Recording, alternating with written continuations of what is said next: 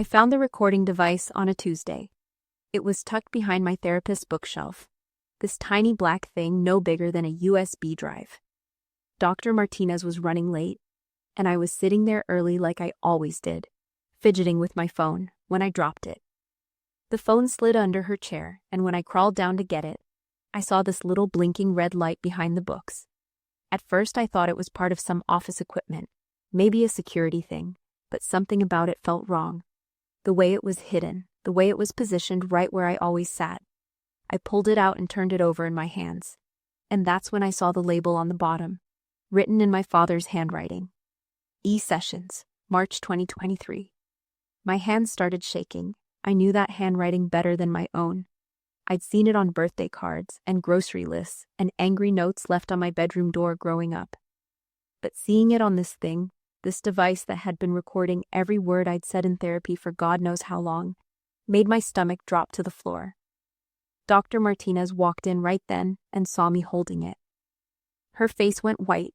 She started stammering about how she could explain, how it wasn't what I thought, but I was already standing up. I was already backing toward the door. How long? I asked her. My voice sounded like it was coming from someone else. She couldn't look at me. Ella, please sit down, let me explain. How long has my father been paying you to record our sessions? The silence told me everything. I walked out and never went back, but I'm getting ahead of myself. You need to understand what my father is like to understand why this broke me the way it did. Richard Brennan has never met a situation he couldn't control. He's a corporate lawyer in Chicago, the kind of man who wears $1,000 suits and thinks money can solve any problem. Growing up, he controlled everything: what I ate, what I wore, who I talked to, what activities I did. He picked my high school classes. He picked my college major. He even tried to pick my friends. My mother died when I was 12, and after that, his control got worse. It was like he was terrified that if he let go for even a second, he'd lose me too. But the thing is, his version of not losing me was making sure I never became my own person. I wasn't allowed to have opinions that differed from his. I wasn't allowed to date until I was 18. And even then, he had to approve of the guy first.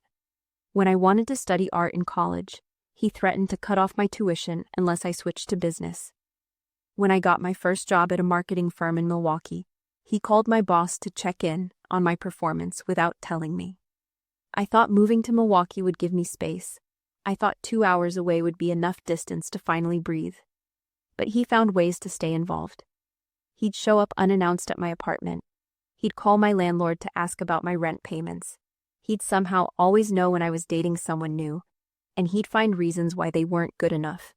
The worst part was how he made it seem like love. "I'm just looking out for you, sweetheart," he'd say. "You're all I have left. I can't lose you too." And because I missed my mom so much, because I was still that 12-year-old girl who watched her die in a hospital bed, I let him do it. I thought maybe this was what family was supposed to look like. But by the time I turned 28, I was falling apart. I couldn't make decisions without calling him first. I couldn't trust my own judgment about anything. I'd lie awake at night wondering if my thoughts were even my own or just things he'd programmed into me over the years. That's when I started seeing Dr. Martinez. I found her online and specifically picked someone in Milwaukee so my father wouldn't know. I paid cash for every session so there wouldn't be insurance records he could somehow access. I was so careful, or at least I thought I was. The first few months of therapy were like learning to breathe again. Dr. Martinez helped me see that what I'd been calling love was actually control. She helped me understand that healthy parents don't monitor their adult children's every move. She gave me words for things I'd never been able to name. I started setting small boundaries. I stopped answering his calls immediately. I stopped telling him every detail about my job and my life. When he'd show up unannounced, I started telling him he needed to call first, baby steps. But they felt huge to me, and my father noticed. Of course he noticed. He started asking me questions about where I was getting these ideas. He'd say things like, "You're acting different, Ella. Someone's been putting thoughts in your head." I thought he was just being paranoid. I thought he was just struggling with me growing up. I never imagined he'd go this far. The recording device explained so much. It explained how he always seemed to know exactly what buttons to push when I was making progress in therapy. It explained how he'd bring up specific things I'd only talked about with Dr. Martinez. It explained how he always seemed to be one step ahead of every boundary I tried to set. I'd tell Dr. Martinez about wanting to date this guy from work, and suddenly my father would call with some emergency that required me to come home that exact weekend. I'd talk about feeling suffocated, and he'd show up with flowers and tickets to a show, acting like the perfect, loving father. I'd work through memories of my childhood, and he'd call to reminisce about those exact same memories, but with his own spin on them. He was listening to everything, every breakthrough, every moment of clarity, every time I got close to understanding what he'd done to me, and he was using it against me. The worst part was Dr. Martinez. I trusted her. I told her things I'd never told another human being. I cried in that office. I had panic attacks in that chair. I worked through the trauma of losing my mother and the confusion of having a father who loved me but was slowly suffocating me. And she was recording all of it. She was taking money from him to betray me. When I confronted her later, she tried to explain. She said my father had approached her after my third session. He told her he was worried about me, that I had a history of mental health issues, that he just wanted to make sure I was getting the help I needed. He offered to pay for my sessions if she'd just keep him informed about my progress. He seemed like such a caring father, she said, when I called her that night. He was so worried about you. Did you tell him I was paying cash specifically so he wouldn't know I was in therapy? Silence. Did you tell him I'd asked you not to contact my family under any circumstances? More silence. Did it occur to you that maybe there was a reason I didn't want him to know? She started crying then, started talking about how she'd made a mistake, how she'd gotten in too deep, how my father had convinced her it was for my own good, but I wasn't listening anymore. The betrayal was too complete, too devastating. I hung up and sat in my apartment for 3 days straight. I didn't eat, I barely slept. I kept thinking about every session, every vulnerable moment, every time I'd felt like I was finally making progress. All of it had been contaminated. All of it had been a lie. My father called on the 4th day. He wanted to take me to dinner, said he had something important to discuss. I almost didn't go, but part of me needed to look him in the eye. Part of me needed to see if I could tell. We met at this expensive steakhouse downtown, the kind of place he always took me for special occasions. He ordered for both of us without asking what I wanted. He talked about work and the weather and asked about my job.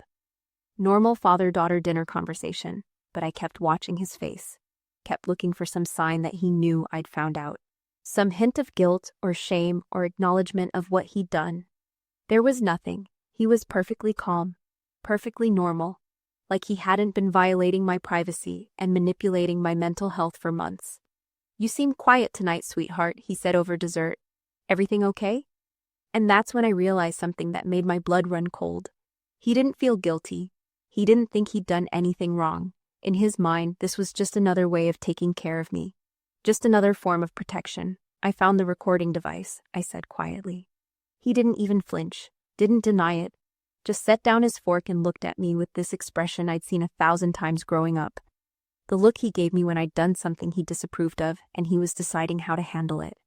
"Dr. Martinez called me," he said. "She's very unprofessional. I'm going to report her to the licensing board." "You're going to report her? She violated patient confidentiality by telling you about our arrangement. That's completely unethical." I stared at him. "Dad, you bugged my therapy sessions. I was concerned about you. You were acting erratically, making poor decisions. I needed to understand what was influencing you, influencing me. That woman was filling your head with ideas about your childhood, about our relationship. She was making you paranoid and resentful. I had to know what she was telling you so I could help you see the truth. The truth. Like there was only one version of reality, and it was his. "The truth is that you've been controlling my entire life," I said. "That stand the idea of me being independent." He leaned forward then, and his voice got that edge it always got when I challenged him. "The truth is that you're 28 years old, and you can barely function without guidance. The truth is that every time you try to make decisions on your own, you fall apart. Look at your dating history. Look at your career choices. Look at how you've been acting since you started seeing that therapist. I've been acting like an adult. You've been acting like a stranger." And there it was, the thing I'd been too afraid to see for years. To him, Me becoming my own person was the same as me becoming a stranger. My independence was a threat to his identity as my father. My growth was a loss he couldn't accept. I'm done, I said. I stood up from the table. I'm done with this. I'm done with you monitoring my life and manipulating my relationships and violating my privacy. I'm done. He called after me as I walked away. Ella, don't be dramatic. Come back and finish your dinner. We can work this out. But I kept walking. I walked out of that restaurant and I kept walking until I got to my car. And then I drove home and I started packing. I left Milwaukee 2 weeks later. I didn't tell him where I was going. I changed my phone number. I closed my social media accounts. I quit my job and found a new one in Portland, Oregon, as far away as I could get while still staying in the country.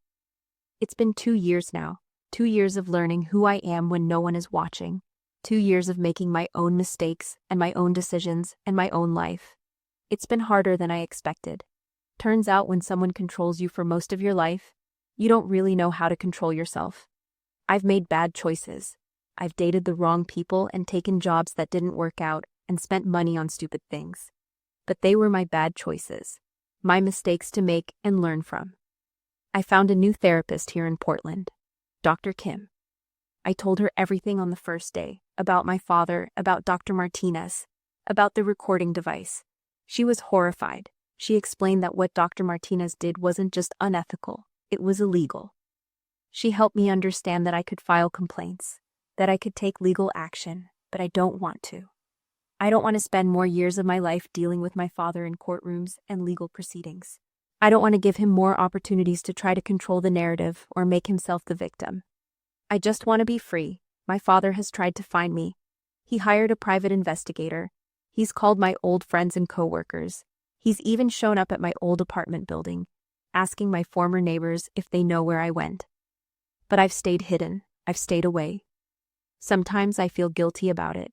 Sometimes I wonder if I'm being too harsh, if I should give him another chance, if I should try to have some kind of relationship with him.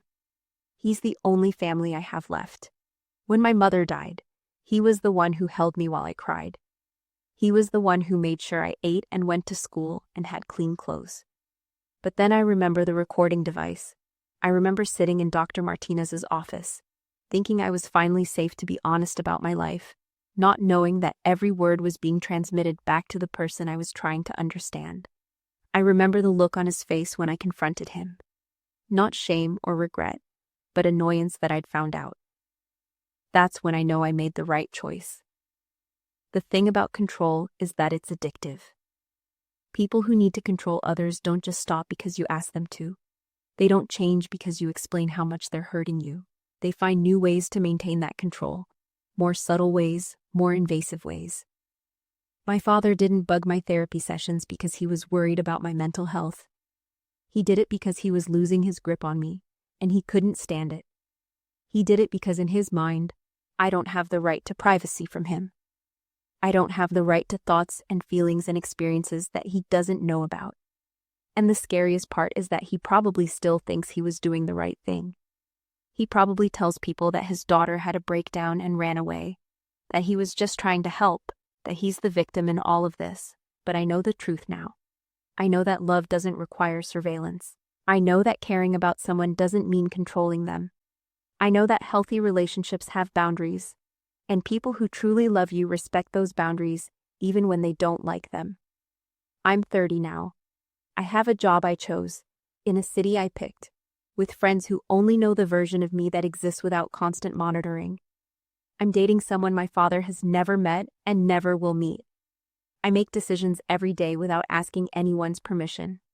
And sometimes, when I'm sitting in my apartment in Portland, drinking coffee and reading a book I picked out myself, I think about that recording device. I think about how small it was, how easily hidden. I think about how many conversations it captured, how many private moments it stole. But mostly, I think about how quiet my life is now, how peaceful it feels to have thoughts that belong only to me, how good it feels to know that when I speak, the only person listening is the person I'm choosing to speak to. That's what freedom sounds like. Silence when you want silence, privacy when you need privacy, the right to become whoever you're supposed to be, without someone else writing the script. My father will never understand that. He'll never see what he did as wrong. But I don't need him to understand anymore. I don't need his approval or his acknowledgement or his version of love. I just needed to get away from the sound of that little red light, blinking in the dark, recording everything I thought was mine.